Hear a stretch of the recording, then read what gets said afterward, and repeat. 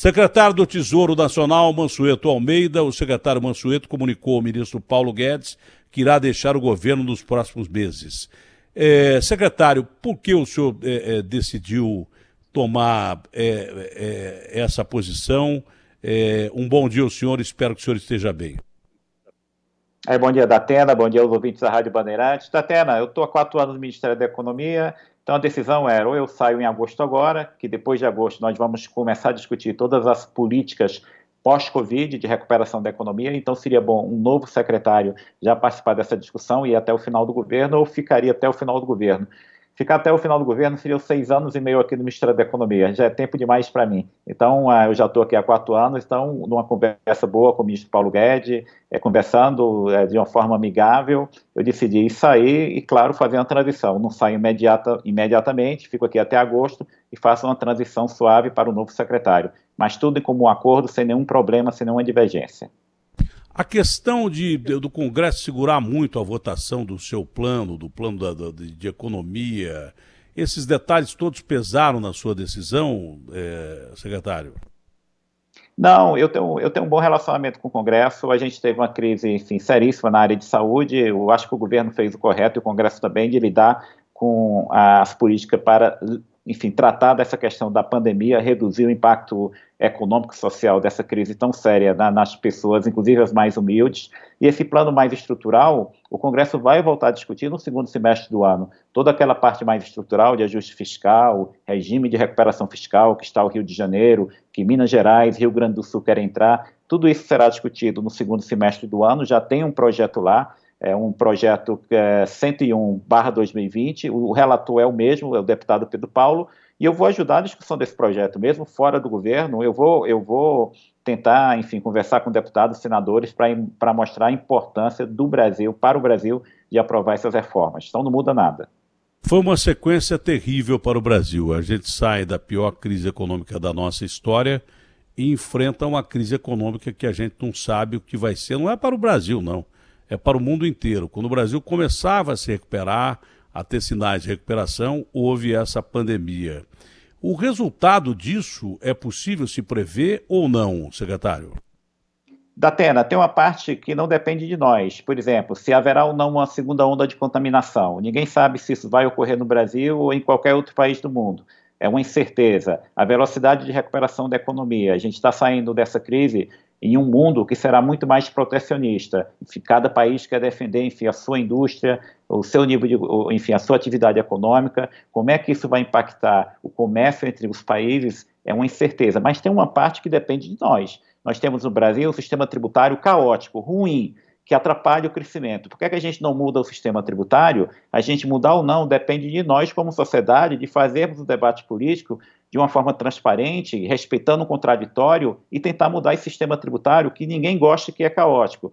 O Brasil tem um sistema de saneamento que é muito ruim, que não tem o investimento necessário. O problema de saneamento foi resolvido em vários países da Europa na primeira metade do século XX. A gente está um século atrasado. Por que é que a gente não abre espaço para investimento privado na área de saneamento? Isso depende de nós. Então, tem uma parte dessa agenda do que será o Brasil que depende de nós. Então, a gente tem que ir para o Congresso, tem que colocar as propostas no Congresso e ir para o debate público. Então, esse país, o futuro desse país não está dado. Pode ser catastrófico, pode ser muito bom. Para onde nós vamos caminhar depende de nós como sociedade. Só que nós temos que fazer esse debate.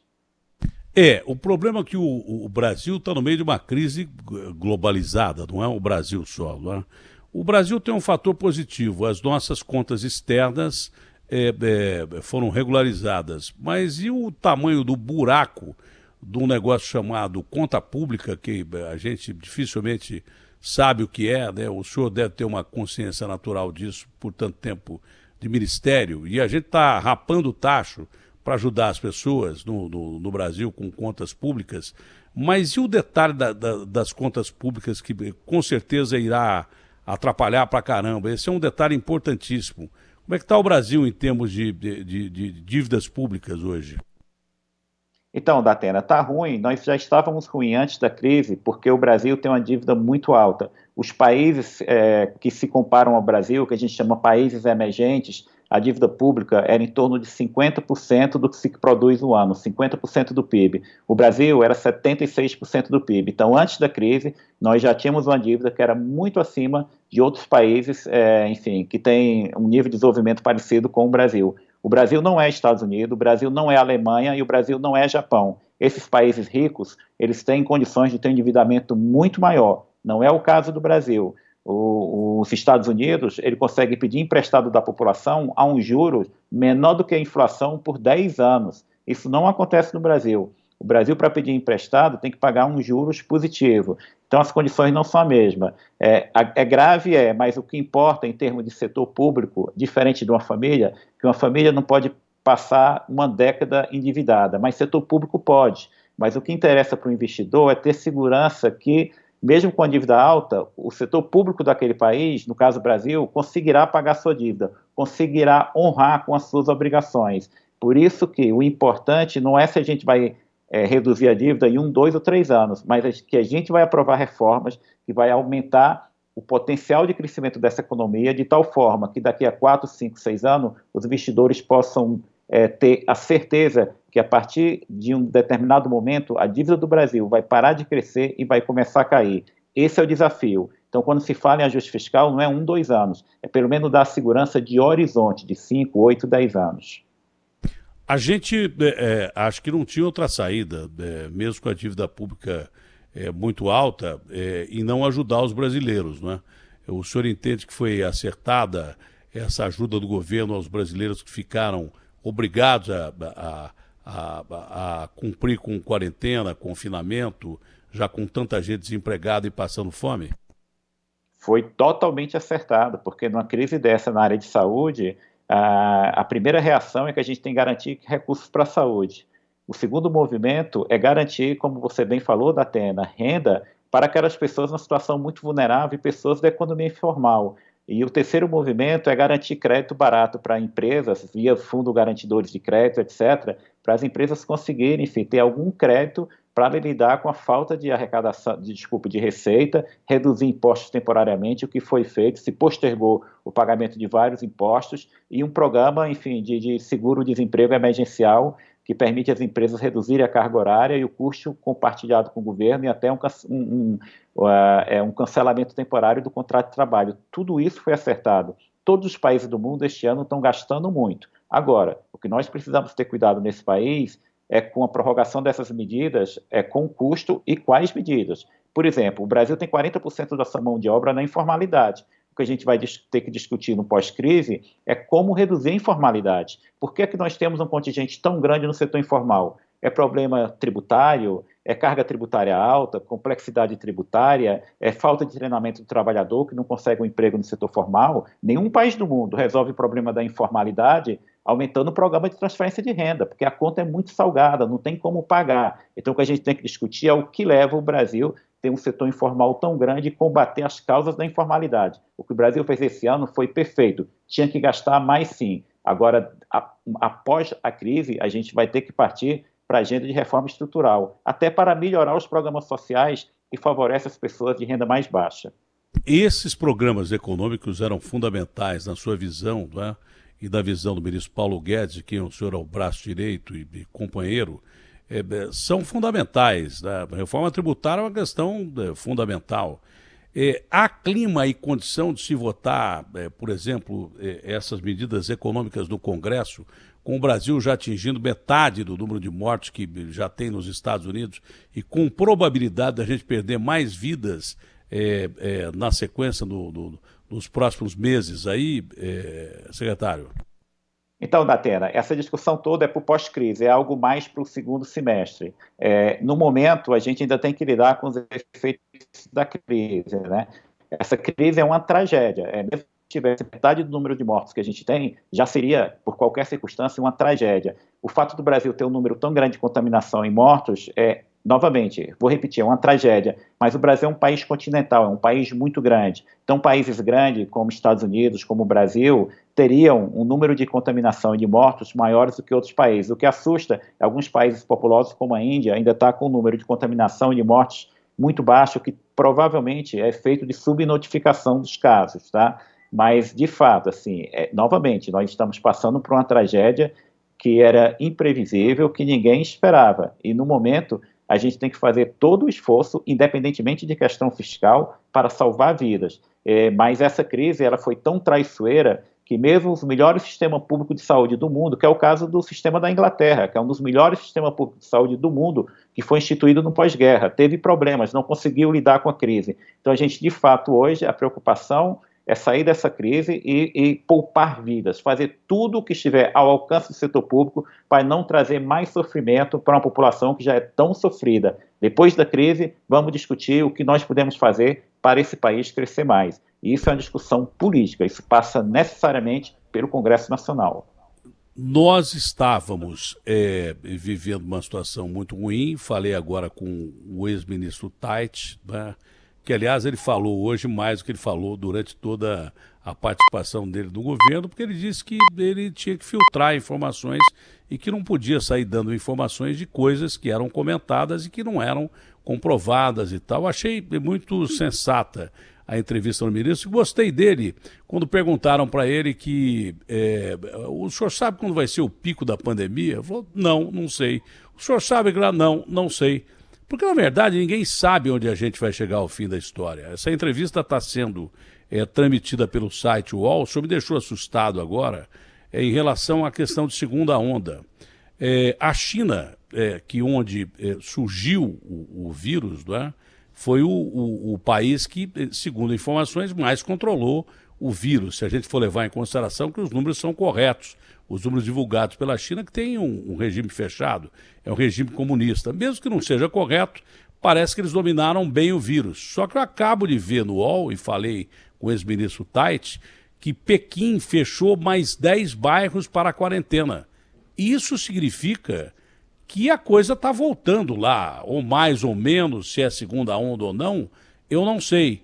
E o senhor falou, agora há pouco, que se houver uma segunda onda tão de repente assim, a primeira, quando já se pensava estar controlada a pandemia na China, na Alemanha, que já tem também mais casos, e outros países que abriram e os casos que apareceram, esse vírus funciona de uma forma diferente. Se houver uma segunda onda agora, aí não tem nem o que se falar, né?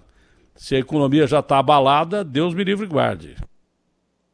Datena, as instituições internacionais, como a Organização de Cooperação e Desenvolvimento Econômico, têm feito estimativa para todos os países da queda de PIB com 2 cenários, apenas com uma onda de contaminação e com uma segunda onda de contaminação. Ou seja, ninguém sabe se vários países, quais países, ou todos, enfim, se nesses países nós teremos apenas uma onda de contaminação ou se há a possibilidade de uma segunda onda de contaminação. Se houver uma segunda onda de contaminação, o governo vai ter que gastar mais, esse período de distanciamento social será maior e a queda do PIB será maior. E nós teremos de forma adulta de lidar com isso. Mas, novamente, o que nós vamos fazer no pós-crise é que é muito importante, que a conta vai ser salgada, será. A gente vai sair desse ano com uma dívida muito alta.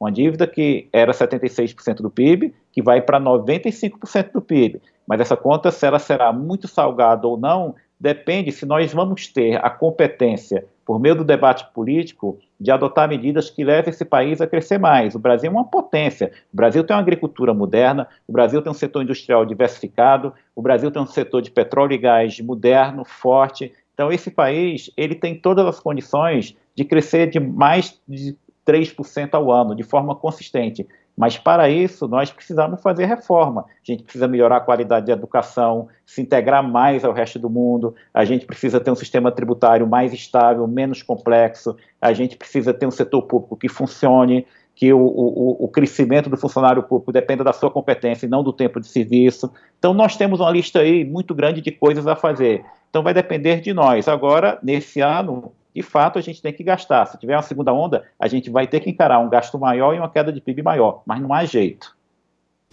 Do ponto de vista econômico, o senhor pode dizer isso de cátedra, estados que fecharam, isolaram as suas economias, fizeram no tempo certo, estão abrindo no tempo certo, e até que ponto isso abalou as economias desses estados brasileiros, que são estados importantes da federação? Bom, o fechamento levou a uma queda muito grande de PIB, de atividade econômica. Em setores como o serviço, uma vez que você fecha por um tempo, mesmo quando você volta a abrir, você não recupera o que perdeu. Quando uma pessoa deixa de ir para o cinema, que costumava ir 2 vezes por mês, quando o cinema reabre, a pessoa não vai passar a ir ao cinema 10 vezes por mês. A mesma coisa com restaurante, a mesma coisa com cabeleireiro. Então, assim, quando você fecha o setor de serviço, mesmo depois, quando se abre, você não recupera aquilo que se perdeu naquele período que ficou fechado. Agora, enfim, pelo que a gente vê do resto do mundo todo, não tinha alternativa. O distanciamento social foi uma prática aí, cabe mais o pessoal de saúde falar do que eu, que sou economista, mas a gente vê que foi uma prática, enfim, que todos os países do mundo seguiram. O que preocupa no caso do Brasil é que a gente está ainda num país com muita desigualdade, e você tem algumas casas que você tem, enfim, um número muito grande de pessoas convivendo conjuntamente, 10, 15 pessoas, e num ambiente como esse, de casas pequenas, muitas vezes, enfim, em favelas, é muito difícil fazer o distanciamento social. Então, assim, a gente teve, mesmo com o distanciamento social, a gente teve uma progressão muito grande da doença do Covid aqui no Brasil. O que assusta é o seguinte, como é que vai ser o relaxamento do distanciamento social? Porque, novamente, assim, eu sei que as pessoas ficam cansadas de ficar em casa e não poder, enfim, encontrar com os amigos, mas, novamente, é uma crise que a gente está entendendo o efeito do Covid. O pessoal da área de saúde fala que nós estamos entendendo um pouco melhor, inclusive, a forma de tratar, mas é uma doença que não tem vacina. É algo, enfim, que pode pegar uma pessoa idosa, como pode pegar também uma pessoa nova. Então, assim, ainda é um cenário muito incerto, mas eu acho o seguinte, o distanciamento social foi necessário, e a gente tem que se planejar muito bem, porque os países que saíram do distanciamento social, eles estão saindo com um sistema de testes massivos e de acompanhamento de novas contaminações. Coreia do Sul fez isso. Coreia do Sul nunca teve distanciamento social muito grande, mas ela tem um rastreamento total do contato físico das pessoas. Se ela pega uma pessoa doente que foi numa casa noturna, ela imediatamente identifica todo mundo que estava naquela casa noturna e coloca de quarentena. Então, sair do distanciamento social vai ser necessário fazer mais testes e ter cuidado, justamente para evitar essa segunda onda de contaminação que a gente estava falando. Para encerrar, o ministro Paulo Guedes nunca fez questão de ser campeão mundial de popularidade, né? Eu tive com o ministro pessoalmente 2 vezes no hotel em Brasília, que ele sabe fazer uma caminhada matinal, não sei se está fazendo ainda. A primeira vez ele, quando me viu, Daterão, como é que vai e tal. E a segunda vez, já preocupado, não com a pandemia, mas com a economia, com problemas que existiam, ele foi meio seco e tal, porque ele devia ter alguma coisa para fazer. E ele não faz questão de ser diferente do que ele é. O ministro é aquilo lá mesmo e pronto, acabou. Mas é um sujeito brilhante na sua carreira, é um sujeito brilhante, é um economista brilhante. O senhor sente que ele está cansado e próximo de deixar o cargo ou não? O senhor que convive muito próximo do ministro Paulo Guedes, o senhor sente que há essa probabilidade ou não para a gente encerrar essa entrevista? Não, não tem essa possibilidade não. O ministro Paulo, ele é uma pessoa que tem valores muito claros, que tem convicção do que tem que ser feito.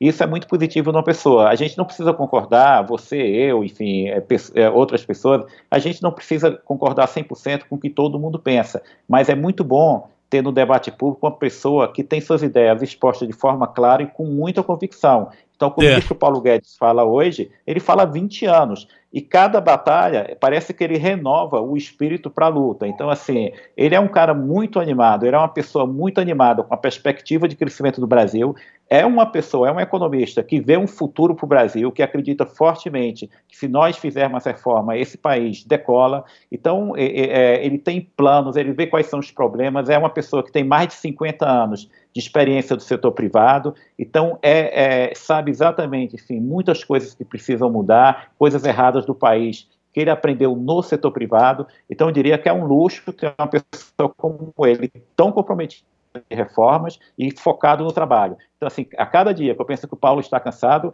no outro dia ele vem com várias ideias e com muita empolgação para mudar esse país. Então, assim, eu saio, e não vou sair agora, só daqui a 2 meses, mas muito confiante de ter um ministro da Economia com Paulo Guedes lutando por reformas lá no governo, aqui no governo. O dia que eu vi o ministro mais ou menos próximo e cansado, ele tinha se reservado o direito de caminhar. Quer dizer que ele deve cansar, mas ele descansa fazendo atividade. Uma última pergunta pode dizer. Não, ele caminha todo dia, é isso. Ele caminha todo dia, acorda cedo, caminha, começa a reunião 8 horas da manhã, vai até meia-noite, troca o WhatsApp, então é um vigor impressionante. É mesmo, eu gosto dele. Agora, uma última pergunta, que ele já deu sinais daquela reunião ministerial famosa, mas a chance do Banco do Brasil ser privatizado é grande? Não, quem define a lista do que será privatizado ou não, claro, tem debates com a equipe econômica, mas quem define é o presidente da República. Então, hoje o Banco do Brasil não está na lista de privatização, mas o próprio presidente atual do Banco do Brasil, ele fala, olha, o Banco do Brasil ele precisa se reinventar, porque hoje o que acontece, inclusive, é que bons funcionários do Banco do Brasil saem do Banco do Brasil para ir trabalhar em outros locais, porque o Banco do Brasil é um banco grande, é muito engessado, e hoje, enfim, está perdendo um pouco de competitividade com os seus... com seus concorrentes do setor privado. Mas, assim, isso é uma decisão para o futuro, mas eu acho o seguinte, seja banco público ou privado, mas especialmente banco público, você tem que ter uma administração muito técnica. Então, isso é que é importante. E, claro, assim, se chegar um momento que a gente conseguir construir o consenso para a privatização do Banco do Brasil, eu sinceramente não vejo problema nenhum. O que eu espero do setor público é boa educação, é boa saúde pública, é bom transporte público, é segurança pública. Se um banco é público ou privado, pouco me importa. E banco, o Banco Central tem que estabelecer a regulação para ter competição e todos nós termos acesso a juros baixos. Se o banco é público ou privado, não me interessa. Eu quero ter acesso a juros baixos e num ambiente competitivo. Então, isso que é importante. Então, em algum momento, a gente vai ter esse debate mais profundo. Uma pena a gente perder uma pessoa tão competente quanto o senhor da economia. Eu espero que nessa transição o senhor continue ajudando, mas eu gostaria muito que o senhor tivesse continuado onde estava, porque sempre fez o seu trabalho com dignidade, com honradez e pensando no país. E hoje em dia isso é cada vez mais raro. Muito obrigado ao senhor pela entrevista e que Deus o proteja e lhe dê saúde. Muito obrigado, Datene, e obrigado pelo convite de estar aqui na Rádio Bandeirantes. Muito obrigado. Abraço grande.